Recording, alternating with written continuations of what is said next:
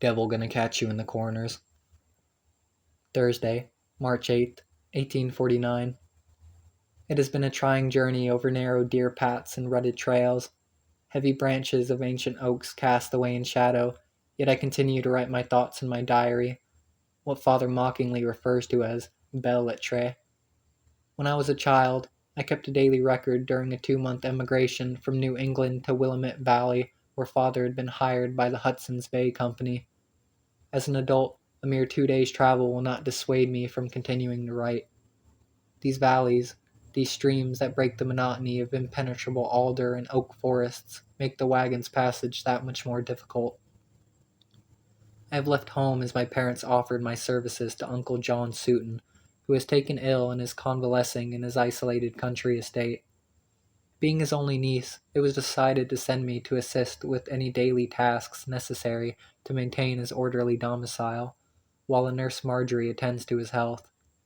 I consider it fortunate I am bound for Uncle's distant place, and not condemned to settle somewhere like Mudtown, for the tales of that city squalor invite much hesitation. I haven't visited Uncle in years. He is something of a legend in our family, for he has the faculty to command an auditory response from any inanimate object. That is, he was once a renowned ventriloquist, and quite popular 30 years ago. He has since retired to the unexplored wilderness. I am not particularly pleased to have been taken from my studies at the recently built school, as Miss Chloe Clark is an exemplary educator, and neither am I inclined to be a chambermaid. Though frowned upon by my parents, I am proud of my schooling and wish to attain a teaching position. I miss the sweet embrace of my fiancé Matthew, but he understands I have a family duty to uphold. I am not a rebellious daughter. I readily obey my parents' wishes. The bracing air out here is invigorating. The black soil encourages the growth of tangled green that covers the land in such lavish amounts that I feel as if I'm within a fairy tale. This is God's country indeed. I am weary, but the driver insists my designation is just over the hill. As we draw near Uncle's home, I notice that the water pump I once frolicked around in my youth is gone. A hole is now in its stead. The pump must have grown soft with rot, for the remaining slimy rock foundation is split by lichen, and there is a detritus where it once stood. Retrieving water from the gaping pit may prove an arduous task. This is the first indication of my seclusion. Friday, March 9th, 1849. Uncle Sutton was most gracious on receiving me. He is still handsome, though a mysterious ailment has sunken his cheeks and furrowed his brow. His once resonant voice is now a despondent croak. Nurse Marjorie has a kindness most beneficial to one of her profession. I have been here less than 1 day, yet I already find the spacious house to be cold and impassive. The many unoccupied rooms give me alarm for reasons I am unable to articulate. Perhaps it is their advanced state of disrepair. The vines outside have pierced the walls, their growth evident as raised blisters beneath the wallpaper. An unpalatable gloom hangs over all. Despite my reservations, I am quickly acclimated to my new station. Though not one to enjoy scullery work, I am an accomplished cook. This afternoon I prepare a supper of sorrel soup and skewered larks done to a turn, basted with sage butter. The birds have been provided by Daniel, the hunter uncle hired to provide game and fowl and fish, as well as fruits and vegetables from the nearest town a day's tramp away. I assume he is also the one responsible for chopping and stacking the monstrous pile of cordwood out back. He reluctantly introduced himself this morning. Daniel is taciturn, a roughly hewn man with a tobacco-stained bushy beard. His hands bear copious scars. Uncle and Marjorie are appreciative of the meal. Uncle says he has subsisted on a diet of milk and hominy for far too long. Now he warms his aged blood before an oak and applewood roaring fire, imbibing a wine and honey concoction of his own invention, while Nurse Marjorie stands at his side. I would have preferred a cherry bounce, as I find Uncle's cordial disagreeable, lingering on the tongue in a most unpleasant manner. Saturday, March 10th, 1849. This morning, conversation with Uncle Sutton is difficult. He is withdrawn, occupied by thoughts known only to himself. His gaze constantly rests on the window framing the darkness of the forest before the sun is sufficiently risen to banish the hoarfrost and pale. When Uncle does speak, he is pertinacious, only interested in reminiscing about his ventriloquist act. I was not yet born during his fame, but the posters and many reviews my mother preserved over the years attest to just how enthusiastically his unique gifts were received. He continues to talk of performing throughout Europe and America, astonishing thousands with his skill in manifesting words from gentlemen's pockets, gentlewomen's teacups, or from the mouth of his moppet, fox-faced Ranny, which he carried in a pocket. I remember one yellowed, crinkled theater bill boasting of his holding spirited colloquies with that ill-shaped doll. I recall touching the wax and cloth figure during the last visit to Uncle's estate when I was but a girl of 10. Though not so long ago, my memories of that occasion are slight, and I retain an inexplicable air of anxiety on what transpired in this old home far from any village. I ask Uncle if he still has fox-faced Ranny, perhaps exhibited with the other trophies and career memorabilia in one of the many rooms I have yet to investigate. But he becomes quite agitated and feigns his hearing is inadequate. Nurse Marjorie is silent and grim. I fear I have incurred offense. Afternoon. A strange occurrence. I enjoy the bird song from the woods as I prepare supper, but notice it is slightly queer sounding, as if mimicry is responsible for the tune. I will speak to Uncle Sootin on this matter. I do not appreciate him practicing his auditory illusions in an attempt to frighten me. I am not comfortable attracting attention by malicious prank. I find this odd, however, as Uncle is in his study reading, while Nurse Marjorie prepares medicine. I cannot imagine how one could possibly project sounds through the thick walls and closed doors over such a distance, but I am certain that birdsong is false. A chill now resides within my breast. My demeanor is darkened. I will busy myself with peeling potatoes and gathering water from that foreboding well. The thought of chores illuminates my mood from black to gray. I have contracted a parching fever. I never see any of the birds. Sunday, March 11th, 1849. As there are no churches here to attend, I spend my morning exploring the house after my perfunctory duties are done. I have no hesitation in believing the Lord yet watches over me. The mellow waxing light further reveals the mansion's age and flaws. The heavy damask curtains have lightened in direct sunlight, the gibbet darkened by decay. There are many floorboards in desperate need of repair. Roaming this place brings memories. I recall one rainy day when Uncle entertained by vociferating from a closet. He then escorted me outside where a queer voice came from the heart of the woodpile. Back in the kitchen, words enunciated echoingly from the belly of a cast-iron stove. But that was long ago. It is a curious thing, this ventriloquist talent. To think that it was recently received a malefic art, a divine throat spoken, or, conversely, a gift from disreputable imps and devils. But now ventriloquism is all the rage with the public. Jugglers and conjurers readily demonstrate its charm. The menacing Carwin of literature has become a thespian, his art a puzzle to be solved. Something to scoff at, as freethinkers are wont to do with the story of Balaam's ass. Even so, despite my troubles with Uncle's cleverness, I still retain an emotional thrill on hearing voices from elsewhere. It is a splendid diversion. Afternoon. In my explorations, I inadvertently come across a room where Uncle has stored his dollhouses. A brief explanation. Uncle is celebrated for the billiquist skill of making his speeches echo from various dollhouses he'd placed about the stage. Each and every doll's domicile delivered a variety of vocalizations, of children, of husbands and wives, of chickens and dogs, of dialects most unusual. He'd created a host of characters to interact with in his show, personalities that chattered from dollhouse to dollhouse. Judging by the fresh paint and unblemished wood, Uncle has managed to carve several impressive structures during his convalescence. His carpentry skills remains unsurpassed. The woodwork is exquisite. Even now I look about the room and marvel at the handmade craftsmanship, the meticulously designed appliques. Each house is attired in the architectural details appropriate to their era.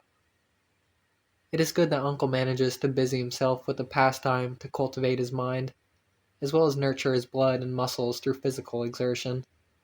His recovery has been a trying one, and I am pleased my visit has coincided with a lilt in his spirits, though I seem to have acquired an intestinal disorder. Such are conditions one suffers when drinking well water in remote regions. Several older doll houses remain in a corner of the room. There are holes in their ceilings, painted peels from the exterior. I find sorrow in their neglected state, sobered by the inevitability of time. Late evening. Those wondrous doll houses have entered my sleep. I've taken to dreaming of living within those petite homes, supping from minuscule plates at tiny tables, sleeping on soft, delicate, inviting beds. I am small and happy, and wander the halls freely. I exit my blissful dream when I see something moving outside the dollhouse window. That movement of surprise jolts me awake. I immediately recorded these thoughts. Oh, what wondrously crafted works. Monday, March 12th, 1849. I have nothing of interest to document today. Tuesday, March 13th, 1849. Tonight, while fetching water, I heard a child giggle my name within the well. I dropped the basin in surprise, but quickly became vexed and shouted into the hole, "I am not amused by your tricks, uncle." The child's tittering ceased, though I retained a distinct impression someone was down there, squatting in pitch darkness, waiting for me to leave before he continued whatever games he was playing below. I couldn't be sure of such, as it was too gloomy to see the bottom. It was a most disconcerting feeling, though I know it was only imagination made fervid by the falling sun thickening between the trees, like a dark velvet sheet stretched across the proscenium arch, as in one of those curtain-raising black art magic acts before Uncle's shows. In fact, if I hadn't known they were sparrows returning to their nests for the night, I'd have said those pale shapes dancing in the air between the pine branches could have very well been bones held aloft by black-clad assistants. The thought persisted as I walked back to Uncle's house across the wide field, the gloaming dispersing curious shadows over the ground. On returning to my room, I quickly wrote this entry. Wednesday, March 14th, 1849. Despite what I fear may be a touch of bilious fever, I decide to enjoy the fresh air. I cross over the field in front of the house and walk deep into the woods. After an hour's walk, I find an old stone barn, reminiscent of a structure I'd once seen in Hancock. I was unaware such architecture existed outside of New England, whatever its function. I am not convinced it is a barn. There are no ranches and no livestock in these parts which are uninhabited even by Indians or logging camps. The entrance has collapsed, and grass grows between the wreckage, reclaiming much of the ground. On further inspection, the building's strange walls and high roof seem church-like in design. A large fragment of stone shows "Prayers from Unoccupied Spaces" engraved into the surface. The words before and after have been erased by time and weather. But I cannot fathom why anyone would build a round church in such a far-away place, nor what congregation could possibly have been compelled to travel through such a dense forest to gather for worship. I expect the sexton to make his appearance any moment now. Father once told me they build such barns as to avoid corners, for evil spirits and demons hide in the shadows of such places. "Devil's gonna catch you in the corners," he'd say to taunt me when I was a child.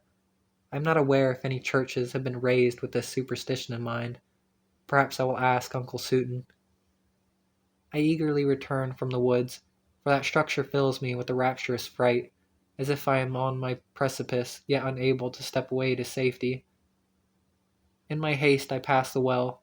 Nearby, a few feet distant, I discover a rock wrapped in twine. The cord dangles down into the well's depths.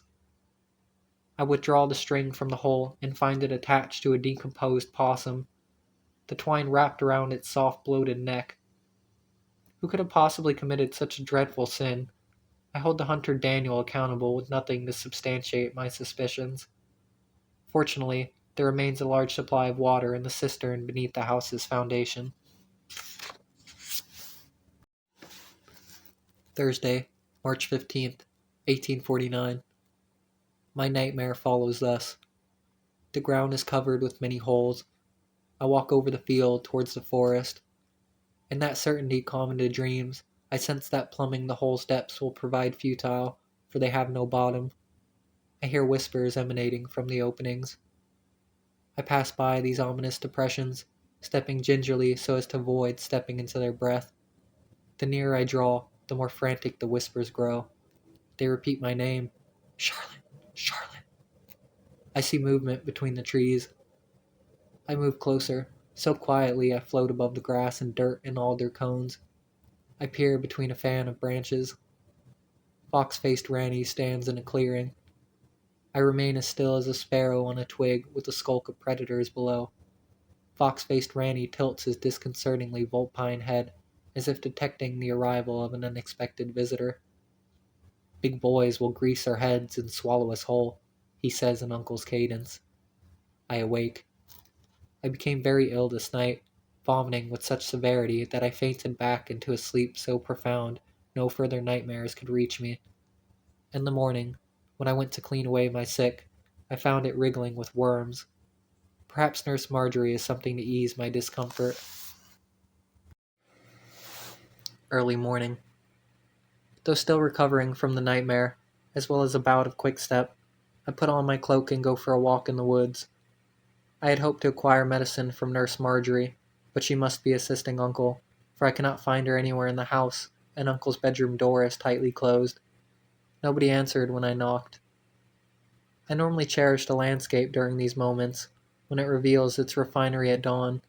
Those seconds the sky luridly divulges its magnificence, sun touching the tips of distant wooded peaks, forest magically transforming into a world much more splendid than it normally expresses on its dull face. But I am of a bilious nature. The odor of the mountain air aggravates my dyspepsia. I find fox-faced Ranny swaying in the gentle breeze. His tiny fabric jacket and trousers are smothered in a coat of moss. The cord around his throat is frayed and rotten. I look to the branch from which he was hanged. The bark had grown over the twine in such a thick layer and must have been here many years. I am perplexed as to why Uncle came this far to clamber up a tree to hang his moppet. I am disturbed as to why he committed such a deed. I may inquire as to why he has done this, but do not wish to upset Uncle's delicate constitution with frivolous investigations. I want to avoid angering him as I did before on mentioning the doll. I return to the house. I take a path that keeps me from passing near the well. Friday, March 16th, 1849. I have nothing of interest to document today.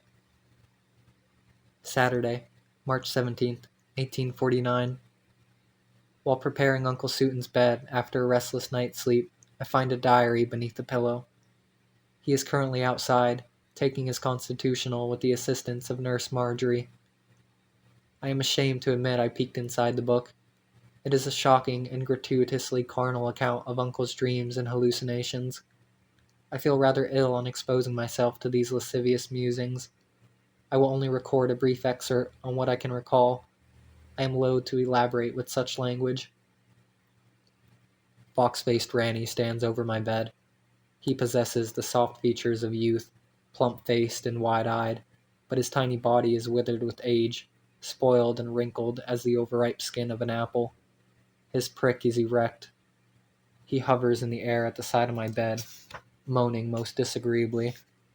A plaintive cry, as if my knee figure has yet to master his vocal cords, heartily practicing for my benefit. I am paralyzed during these visions, and pray the waking nightmare will cease. Ranny grunts and squeaks. I recognize my own voice channeled from the depths of his belly. I awake, but my words, curiously distorted, still resonate within the walls. I must be mistaken, for I hear, as the acorn is to stately trees, doll houses are to sprawling mansions. I know not what this meant to convey. I close the diary and return it beneath the pillow. This is the gibberish of a man gravely ill, but I am not one to judge my uncle's physical and mental fortitude. I pray no unclean thoughts intrude into my sleep tonight. I haven't heard any birds this morning. The forest has fallen silent. Marjorie is laughing outside, far too long and loud for my comfort. Early evening. I have confronted Uncle Suiton. I broach the subject of his emulating birdsong, of frightening me by casting his voice into the well, of Daniel and the opossum, of the stone building in the woods, of fox-faced Ranny. I dare not mention the journal. On hearing this, Uncle's physiognomy altered most remarkably. His countenance became tainted with malignity, like that of the old man tormenting the Saviour in Bosch's Christ crowned with thorns. His incoherent response was the apoplectic rant of a deacon overwhelmed with the Holy Ghost. I've noticed that Uncle lapses into these dreadful moods when the sun sets in the beyond, and the chill of night breezes brings the chorus of wildlife through the open windows. But my questions have made him far more agitated than usual at this hour. His outburst is unprecedented in its passion. Sallow skin and sunken eyes attest to the progression of his disease. I must speak with Nurse Marjorie to determine if she too has witnessed Uncle's strange fits. I pray she may provide succor. Sunday, March 18th, 1849. It is late morning when I find Uncle in his study. He notifies me that Nurse Marjorie's services were no longer needed. He has dismissed her. He will not hear my protests that I am untrained in any form of nursing. He ignores my pleas and resumes reading. On returning to my room, I hear a tumultuous din. It comes from the storage room filled with doll houses. I run to throw open the door and find his creations have been shattered into fragments. I don't know who could have committed this act of vandalism and evaded notice. There are no other doors, and as far as I'm aware, only Uncle and I now reside within these walls. I am confounded as to how he could have left his study, destroyed his doll houses, then escaped the room without my detection. Curiously, only the old, dilapidated doll houses remain intact. I now realize they look like small, rounded churches. I desire nothing more than to return to my very own home. Late evening. I fear my prying into Uncle's journal has forever poisoned my sleep. I dreamt this night of such repugnant images that I am hesitant to write them down. I am compelled to do so nonetheless. Fox-faced Ranny stands at the foot of my bed. His erection is coiled like a fiddle fern found in great abundance during spring in these parts. His prick unfurls against his jaundiced, splotchy paunch, slaps against the navel as if it is a newly grown cunny. Ranny is tall as a full-grown man, hovering just above the floor. Toenails sharp as the devil's talons scratch at the wood. His navel opens like a sopping cunt. A stench escapes from its depths. Something moves inside. Uncle's voice projects from the mall. "Charlotte, dear, big boys will grease our heads and swallow us whole." A malevolent face peers out at me. I've hurriedly written this obscenity down. I hope I may return to sleep. These are not my words. Something else has scripted this vile passage.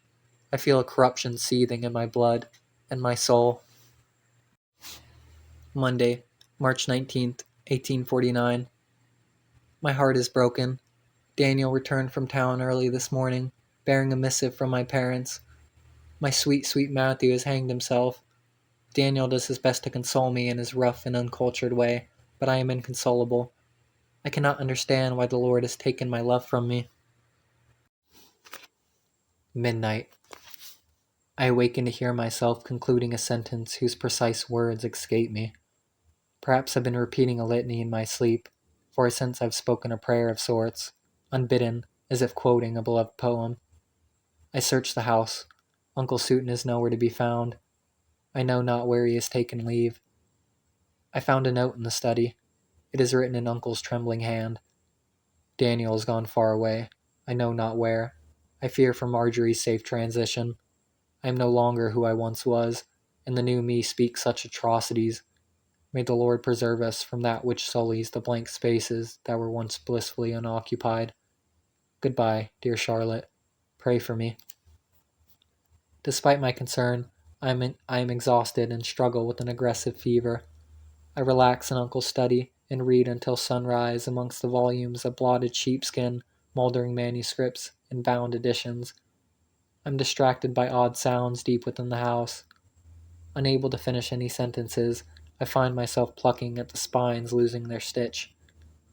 Curiously, I no longer lament my dear Matthew's tragic fate. I will worry about Uncle Suiton tomorrow, for I can do little in my state. I dare not leave the house. The nearest haven of civilization would take me far too long to reach, and I must stay here in case Daniel returns with game, or perhaps even Marjorie, forgetting some item necessary for her work. I pray they will bring news of Uncle's whereabouts. I am filled with a strange apathy. I regret not becoming a rebellious daughter long ago. I'm no longer a meek girl. I am anxious to accept my independence. My waning health and the dimming sun send me back to bed. Sunday, March 25th, 1849.